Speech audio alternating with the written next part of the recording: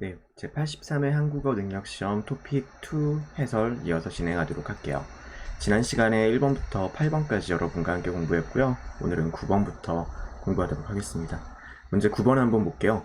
9번부터 12번까지는 다음 글 또는 그래프 내용과 같은 것 고르는 겁니다. 제가 이제부터 해설을 두 가지로 해드릴게요. 문제를 빠르게 푸는 방식으로 해설을 해드리고요. 그 다음에 그냥 한국어 자체의 능력을 어떻게 키울 수 있는지 한번 설명을 해드리도록 하겠습니다. 지금은 내용과 같은 것 고르는 거예요. 그랬을 때 여러분들이 가장 중요하게 생각해야 되는 거는요, 서술어입니다. 지금 한국어 같은 경우는 여러분들이 배우는 영어나 혹은 베트남어, 비엔남어 같은 경우는 주어가 나온 다음에 그 뒤에 위치하는 게 동사고 서술어예요. 한국어 같은 경우는 가장 뒤에 위치해 있는 게 동사고 서술어죠. 그 내용을 여러분들께서 확인을 하고 그것을 중심으로 내용을 파악해 주시고 같은 내용인지 봐주시면 됩니다. 자, 지금 한번 보게 되면요. 지금 여기서는 서술어가 진행된다인데 진행된다가 그것만 가지고 완성되는 게 아니거든요. 한 달 동안 진행된다. 이게 지금 이 문제의 핵심인 거죠. 이 행사가 진행되는 기간이 한 달이다. 진행되는 기간이 한 달이다. 이게 서술어입니다. 행사는 이런 게 중요하지 않아요. 답을 고르는 데 있어가지고는요. 그 다음에 올라가서 한 달인지 확인을 해주시면 되는 거예요. 그럼 기간이 나타나 있는데 한 달 나와 있는 거 여기 기간이라고 되어 있고 9월 1일부터 9월 30일까지 되어 있네요. 9월 달은 30일까지밖에 없죠. 한 달 동안 진행된다. 맞는 말이네요. 정답은 몇 번? 1번이 되는 겁니다. 같은 방법으로 2번부터는 왜 안 되는지 한번 볼까요? 2번 제출해야 하는데 서술어가 제출해야 한다에 초점 맞추시면 안 되는 거예요. 제출하다의 변형어가 제출해야 한다라는 거잖아요. 제출하는 의무가 있다라는 겁니다. 이 서술어를 중심으로 보고요. 그럼 뭘 제출해야 되는데 사진인데 그거를 이메일을 통해서 제출해야 한다. 이렇게 봐주세요. 그럼 여기서 방법을 봤을 때 여기도 제출해야 된다라는 게 방법에 있어가지고 아니면 이 서술어가 있을 거란 말이에요. 제출이 있죠. 앞에는 방문이라고 되어 있잖아요. 이메일로 제출해야 하는 게 맞는 거지 방문 제출은 틀린 내용입니다. 자, 그 다음에 선지 3번도 한번 볼게요. 사진을 내면 된다. 사진을 내면 된다. 이게 서술어예요. 근데 그러면 그 사진이 어떤 사진이냐? 오래 찍은 사진을 내면 된다라고 되어 있네요. 사진이 오래 찍은 사진이어야 된다라는 거예요. 인주시 이런 거는 나중에 확인해도 된다라는 거죠. 대상 보면은 뭐죠? 80년 이전에 찍은 사진. 과거 모습 이런 거 물론 봐두고 파악해도 좋지만요. 빨리 풀고 집중하려고 하면은 서술어에 집중하는 게 좋아요. 자, 마지막에는 서술어가 뭐라고요? 옛날 사진을 받는다라고 되어 있네요. 옛날 사진을 받는다. 그리고 이게 서술어만 보고 좀 부족하면 어떨 때 그 서술어가 이루어지는지를 보게 되면요. 앞문장과 연결해요. 행사에 참여하면 옛날 사진을 받게 된다 이네요. 행사에 참여하면 옛날 사진을 받게 된다. 위에 보니까요. 받게 된다고 얘는 서술어를 그대로 써두진 않았어요. 근데 지금 기간이고 대상이고 방법이잖아요. 여기 제출한 사람한테 상품권을 준다, 드립니다잖아요. 그러면 제출한 사람은 그리고 제출했다라는 게 행사에 참여한 사람은 뭐를 받게 되죠? 문화상품권을 받게 되네요. 옛날 사진을 받는 게 아니라요. 정답은 1번이 됩니다. 자, 다음 문제예요. 대학생 한 달 용돈 어디다가 쓸까? 이게 제가 가르치는 과목과도 굉장히 유사한 과목이고 뭐 수능에서는 사회문화와 관련되어 있는 문제인데요. 일단 한번 풀어보도록 할게요.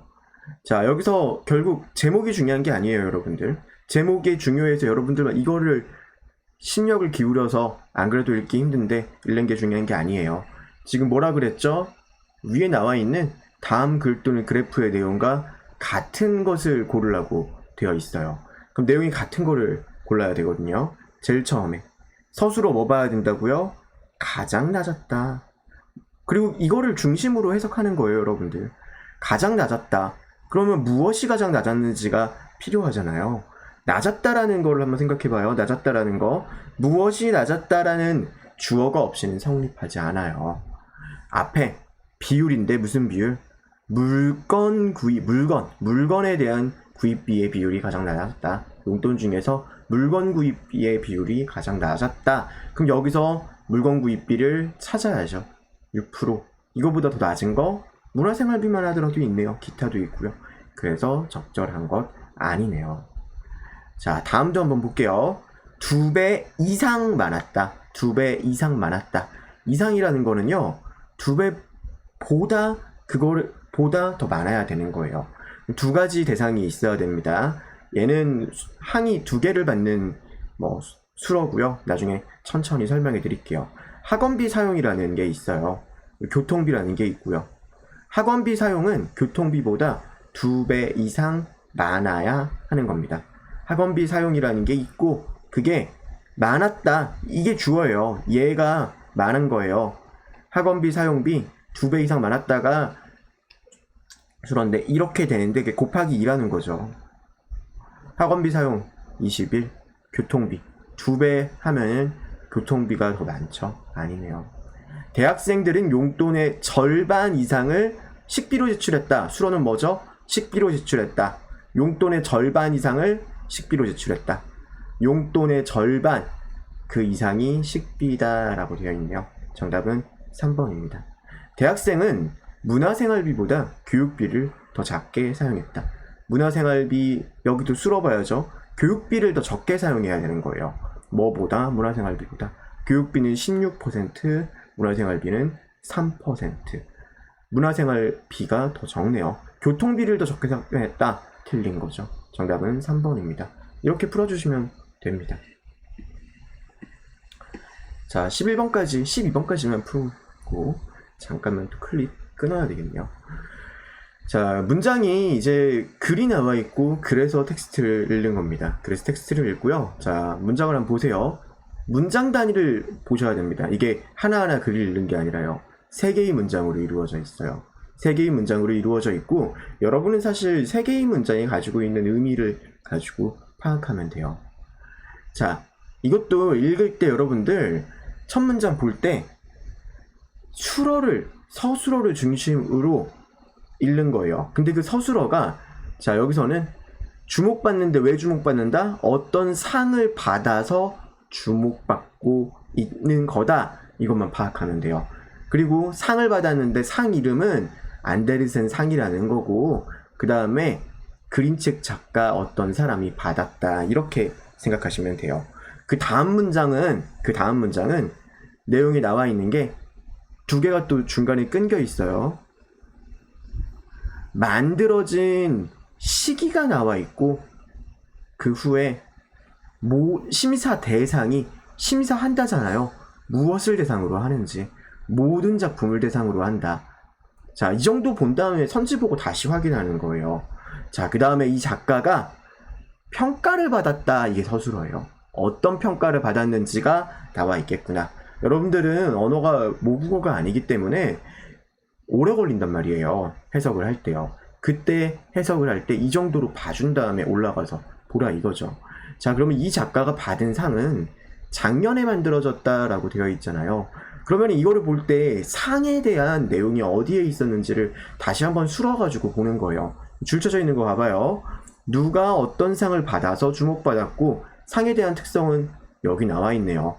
56년에 이 상이 만들어졌다고 되어 있잖아요. 작년 아니네요. 한국인 중 처음으로 이 상을 받았다. 그러면 이 상에 대한 내용 다시 첫 문장 가서 이 상을 받았는데 추가적인 정보를 이제 안 읽은 부분을 확인하는 거죠. 이수지라는 사람이 한국인 최초로 안데르센 상을 받아서 주목받고 있구나. 문장이 지금 서술어가 3개입니다. 상을 받아 주목받는 거, 그 다음에 언제 만들어졌고 심사 대상이 무엇인지, 그리고 평가가 무엇인지, 이렇게요. 한국인 중 처음으로 이 상 받았다라는 것은 2번에 나와 있는 내용이죠. 선지 3번, 자신이 직접 경험한 이야기를 그림으로 표현했다. 이거는 지금 나와 있는 게 상 받은 내용, 심사하는 거, 그리고 작가에 대한 평가죠. 그러면 마지막 문장 다시 보는 거죠. 어린이들이 꿈꾸고 상상하는 세계를 표현했다. 직접 경험한 이야기, 아니죠.